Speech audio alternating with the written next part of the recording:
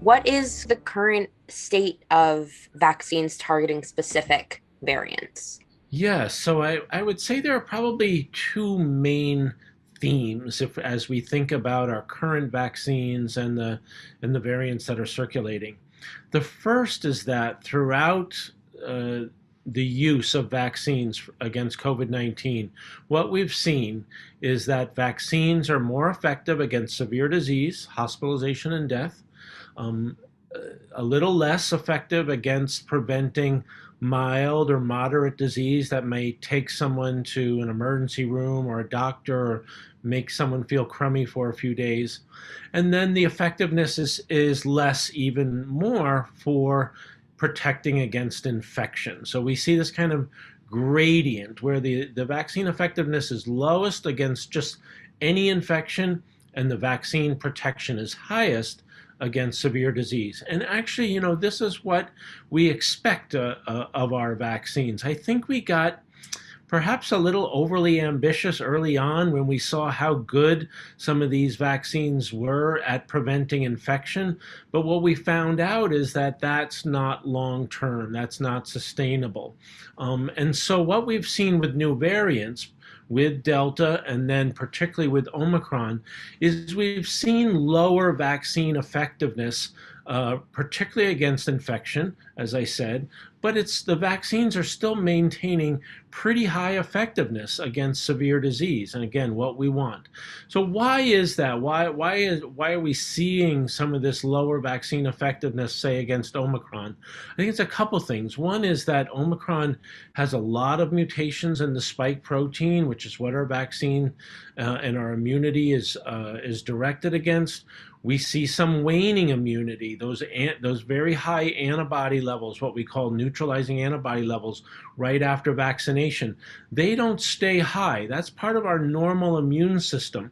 If we maintain very high levels of antibodies against every different foreign substance pathogen we faced, our blood wouldn't be able to flow through our bodies. And then the other thing that's happening is that Omicron has a particularly short incubation period. So it can get in, cause infection, and it's going to cause symptoms very quickly before our memory immune response can really come in and kick in. And that's what's preventing the severe disease, the hospitalization and death, our memory immune responses, which involves both antibodies and cells.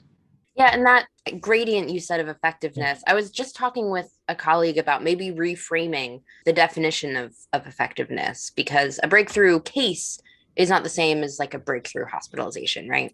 You're exactly right. And I think there's been a lot of misunderstanding around this, and we have not done well in terms of our public messaging. As an epidemiologist, we do, studying vaccines, we do think about vaccine effectiveness against different outcomes. And we want to know what the vaccine effectiveness is against hospitalization or death.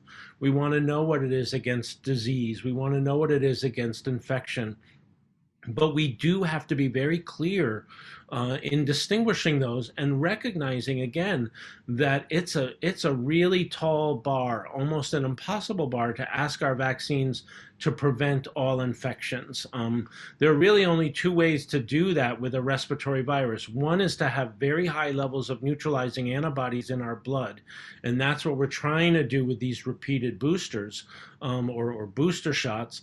The other way is something we call mucosal immunity, where you induce the immune response kind of in the nose and in the upper airways. And some people may remember, there was a influenza vaccine that you sprayed in the nose that tries to induce that kind of what we call mucosal immunity.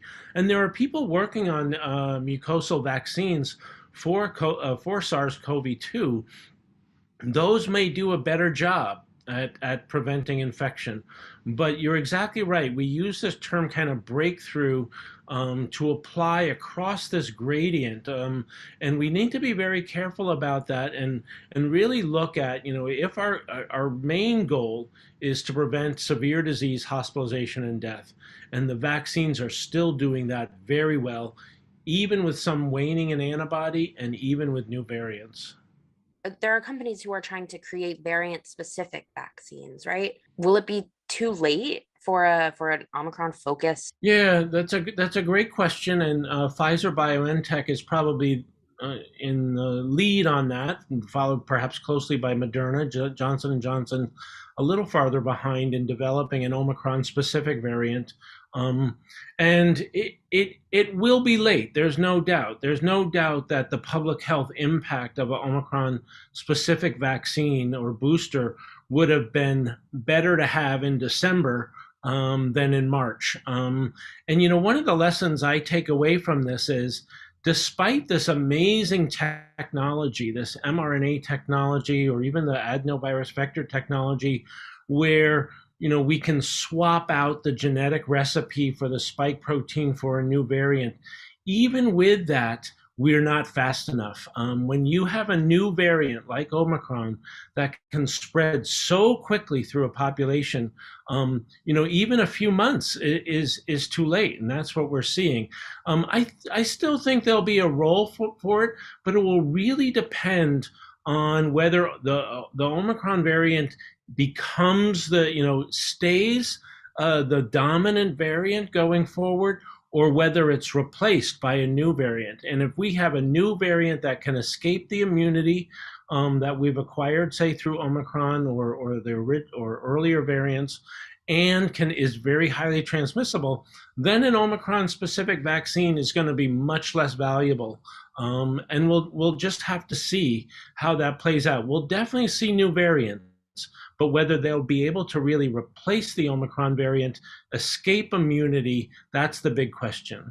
The Army says that they're creating a vaccine that covers all variants and all future variants. Can you kind of explain what that means and how they're doing that? Yes, and it's not just all variants of SARS-CoV-2. What they're trying to do is develop what's called a pan-coronavirus vaccine. So that would target all coronaviruses. So that includes Middle Eastern respiratory virus, which rarely causes infection in human, but when it does, it's very severe. And then the various, coronaviruses that cause kind of common colds. So this is kind of the holy grail, if you will, in coronavirus vaccine technology. And what they do is they look for what are called conserved parts of the virus. So what is common to what proteins or pieces of proteins are common to all these different coronaviruses? And the hope is that you can identify a common piece across all these different coronaviruses, to which, if we develop immune response, actually prevents the virus from replicating in our bodies. It's a tall order. It's not something that's going to be done in the next months.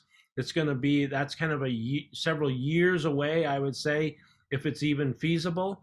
But that's the idea. That would be ideal, to have this kind of pan-coronavirus vaccine. Then we wouldn't have to be constantly chasing new variants of SARS-CoV-2 or other coronaviruses. Who knows whether SARS-CoV-1 might emerge again, or whether there are, certainly other coronaviruses out there in nature that have the potential to jump from an animal reservoir to humans. What will vaccine strategies look like going forward if we do see a rise and fall of more variants? Yeah, so it depends upon two things, what the future of our vaccination strategies look like.